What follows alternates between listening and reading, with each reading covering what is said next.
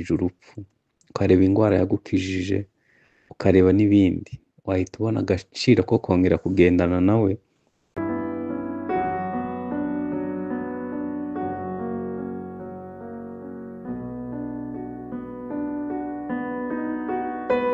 Yesu ashimwe cyane. Nishimiye kubana namwe muri aka kanya, kuba duhuje amasaha. Ubu turi nimugoroba.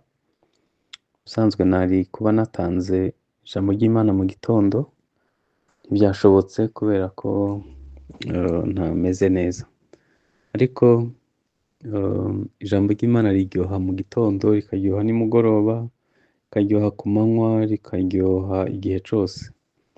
Rikwiye kuba ubuzima tubaho. Nibwira ko kuba nditanze aka kanya nabyo bidafite icyo bitwaye. Uyu munsi ni kuwa kane, turi kuganira kuri Zaburi 23. Uyu munsi ni umurongo wa 4, avuga ngo nubwo nanyura mu gikombe cy'igicucu cy'urupfu, sinzatinya ikibi cyose kuko uri kumwe nanjye. Iyo usomye Zaburi ya 23, bagenda bavuga impungenge cyangwa se ibintu byari biteye ubwoba, hanyuma akizera ihumure. Mu bintu dutinya harimo urupfu, kandi ku kigero kiri hejuru, kandi reka turutinye ni mu gihe, kubera ko urupfu Imana ntiyaruremye, rwazanywe n'icyaha. Birumvikana rero ko tutabura kugira impungenge cyangwa se ngo dutinye, birumvikana, ariko harimo akantu gakomeye keza. Yavuze ngo sinzatinya ikibi cyose kuko uri kumwe nanjye. Noneho tekereza Imana iri kumwe nawe, ukuntu byaba bimeze. Imana iri kumwe nawe, iyo iri kumwe nawe wakwiyumva gute?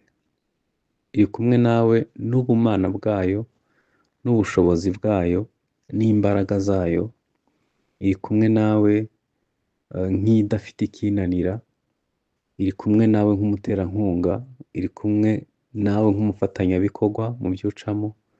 Ntiyagutererana, nta nubwo yagusiga. Nubwo nanyura mu gikombe cy'igicucu cy'urupfu, sinzatinya ikibi cyose kuko uri kumwe nanjye. Yaravuze ngo inshyimbo yawe n'inkoni yawe nibyo bimpumuriza.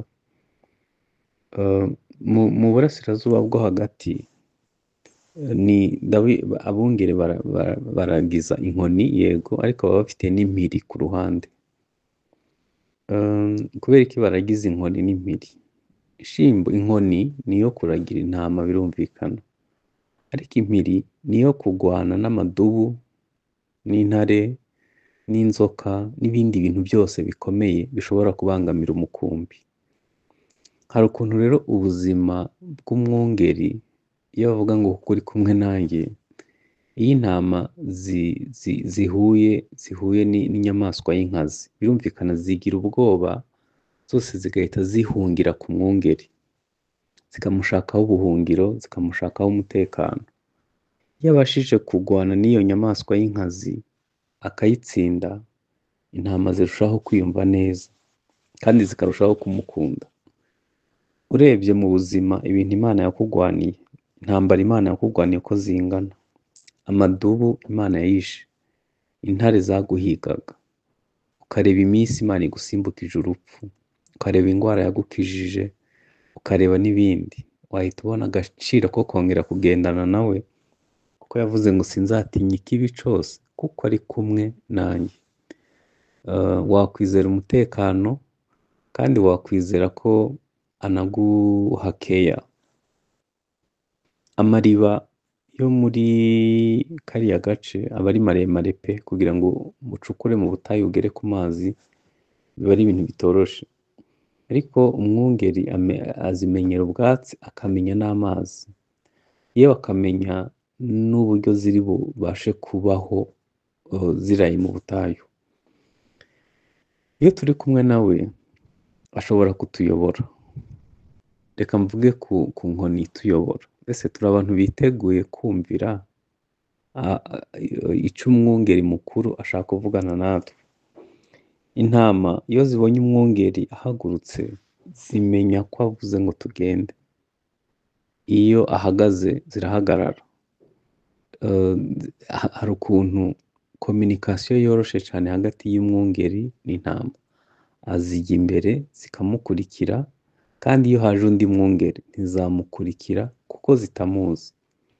Ese turi abantu biteguye kumva ijwi ry'umwungeri?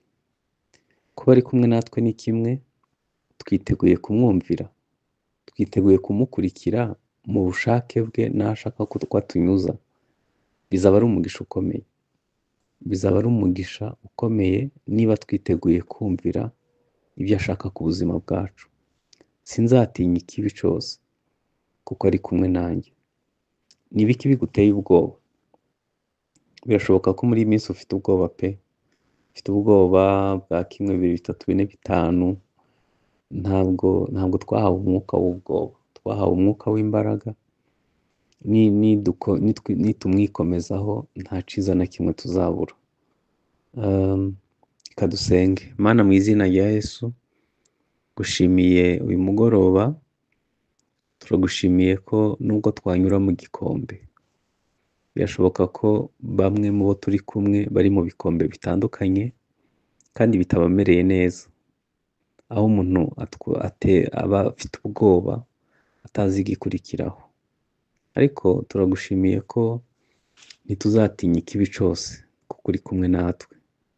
Turagushimiye ko inshyimbo yawe n'inkoni yawe ari byo bituyobora.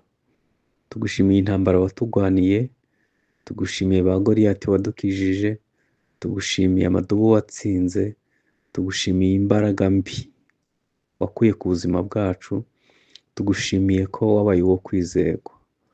Uri uwo kwizerwa ku manywa, uri uwo kwizerwa nijoro, uri uwo kwizerwa. Ubwo uri uwo kwizerwa rero, twiteguye kukumvira no kugendana nawe no gukorana nawe ubushake bwawe. Utwiteho by'umwihariko, tugirire ubuntu busaga muri byose. Nzi ko ubasha gukora ibiruta cyane ibyo dusaba, izina ryawe rigahabwa icubahiro. Bana n'abakubaha, bana n'abagukunda, bana n'itorero, bana n'abakumenye, bana na buri wese mu byo arimo, mu izina rya Kristo Yesu. Amen. Amen. Shalom.